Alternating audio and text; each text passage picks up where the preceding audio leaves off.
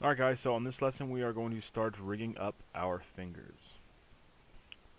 Okay, so we want basically two levels of control here. One is we want to have a control for every single joint that an animator can grab and rotate, which is going to directly control the orientation of these joints. But we also want to have a set of attributes that contains things like a full finger curl, fist, um, finger spread, and so on and so forth. So if they don't need to come in and grab every single control, it's going to be a lot easier just to grab one of these, go to an attribute, change those attributes values, and have all the fingers act accordingly. Okay, so this can be as complicated as you would like it to be. We're going to, kind of just step into this, but if you guys find there's some different functionality that you would like your character rig to have as you go through as far as adding new attributes, please feel free to add those. Okay, so we're going to want to start by creating our controls on our joints. Now the tip joints of the fingers do not need controls because those aren't going to be moved and animated. This is going to be our fingertips, so we're just going to need this as far as rotation. Okay, so let's go back to our TD tools. Alright, and for the controls on the hand, I'm going to use the pick shape nail. Okay, so let's just go ahead and with the base, I'm going to start on the pointer here. Okay, so we're going to work our way all the way through the pointer, setting up custom attributes and everything, and then I'm going to let you guys go through and adjust and create the rest of the fingers on your own. Okay, so select the base of this finger joint. Okay, and go ahead and hit create with nail selected. And let's do that all the way down the chain. Okay, so while we're here, let's go ahead and rename these. So I'm going to name this Mustachio Left Pointer A CNTRL. We'll rename this one to Pointer B CNTRL. And this last one will be Pointer C CNTRL. Okay, now here comes a very important part. We want to have several layers of grouping here. If I were to just use these controls and I wanted to create a set driven key that controlled the rotate value, so if we wanted this finger to curl all together, if I only have this level of control when I create that set driven key, it's going to lock down values on my rotate, so then the animator can come in and grab and animate these independently. Okay, so we know that we're going to need at least one new layer of control group. So I'm going to select my pointer A, I'm going to hit group me. I'm going to do that with the next control. And I'm going to do that with our last control. Okay, so these groups that we just created are going to be the groups that we create set driven keys on to get full finger curls. Okay, and then I'm going to have one extra level of control here, more of a safety net for now, as far as how we're going to constrain these to the rest of the hand so everything moves together. Okay, so what you want to be careful of is you don't just grab a control and hit group again, because what's going to happen is it's going to regroup that same control and it's going to pull it out of the old group. Okay, so watch what happens when I do this. If I were to select this finger again and hit group me, okay, it creates a brand new group, but it is taken out of the first group that we created, and now this is just an empty node. Okay, so I'm going to undo that. I'm going to make sure that I select the group that we created and group it one more time. Same with this one, and same with our middle. Okay, so now on each of these controls we should have two groups and then our control. I'm going to rename our uppermost group as a capital GRP for group.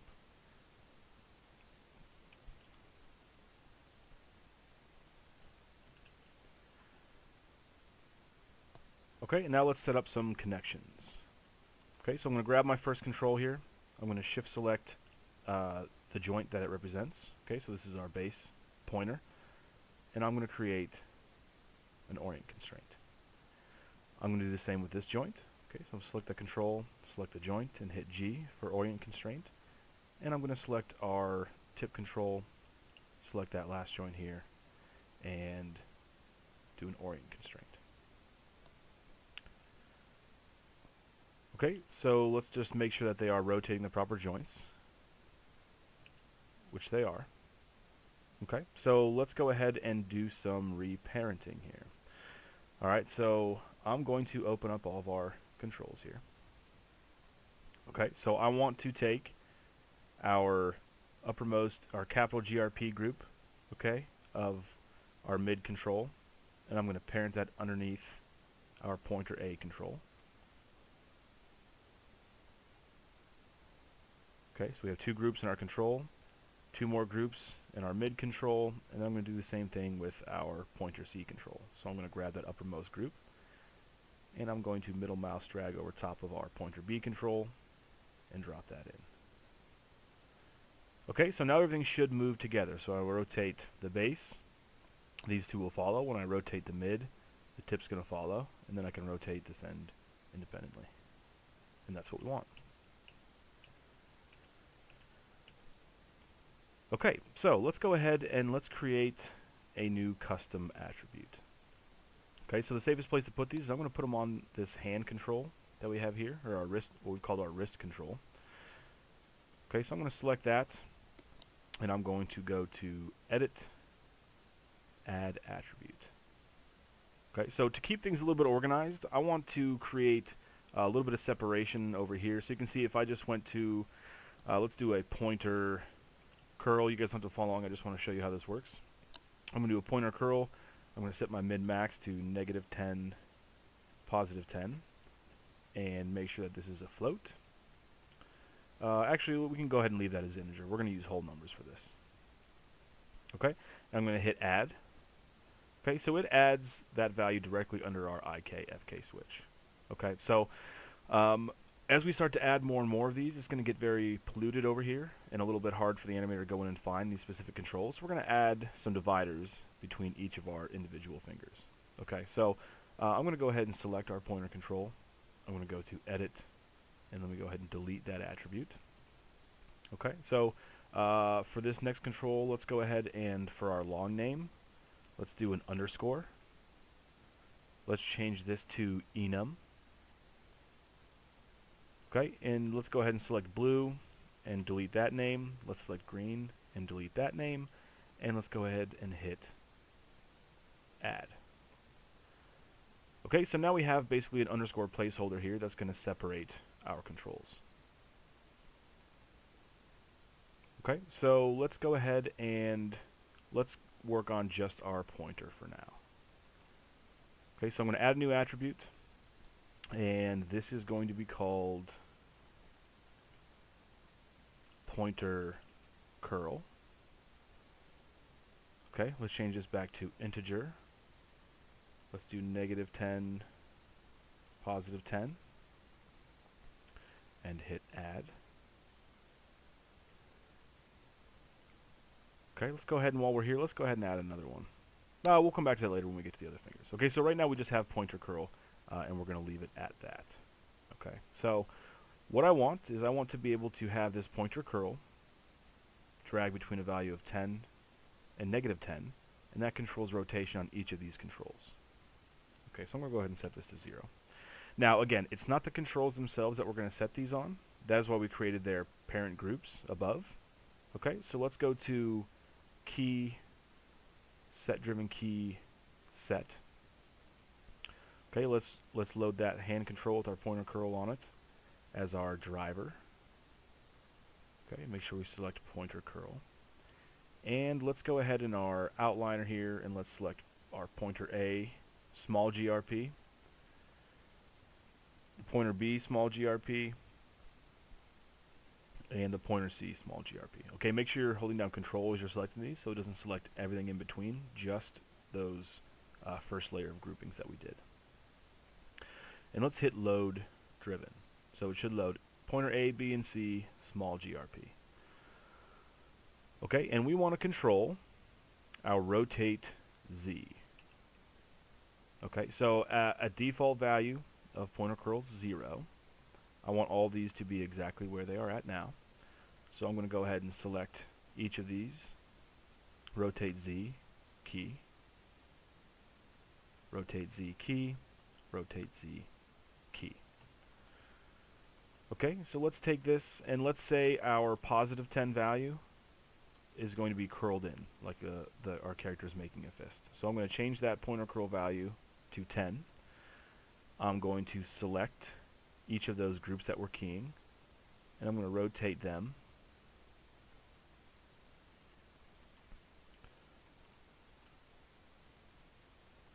Okay, and maybe we can grab these two and refine just a little bit. Okay, again, make sure we're rotating the groups. Now, what we might find later on, once we skin this character, is the fingers might be curling too far in, but we can always adjust for that and come back and reset our set drivens. Okay, so something like that should be good. Okay, so I'm going to grab each of these again and hit key, key, key. So let's test that out to make sure that it works. Let's go ahead and grab that control, and let's take that value of 10 back to 0.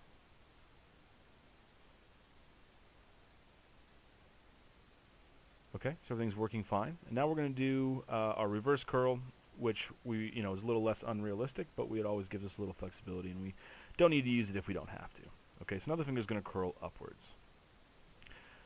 Okay, so let's grab that pointer curl and put it to a value of -10. Let's again grab each of these control groups, and let's rotate that in the opposite direction.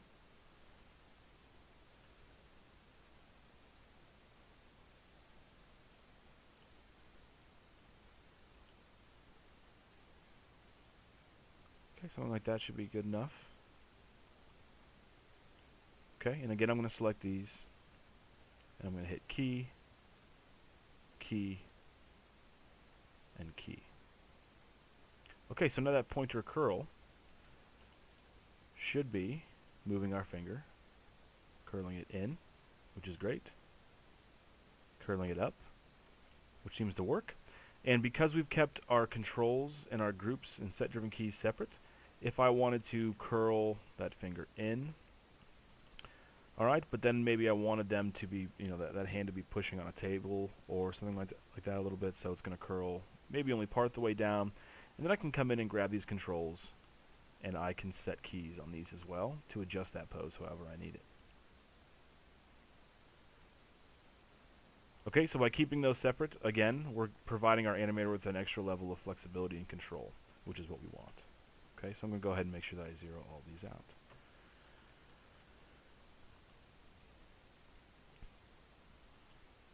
Okay, so let's go ahead and take that, and I'm going to rotate my hand around, and right now we're noticing that our controls are not following.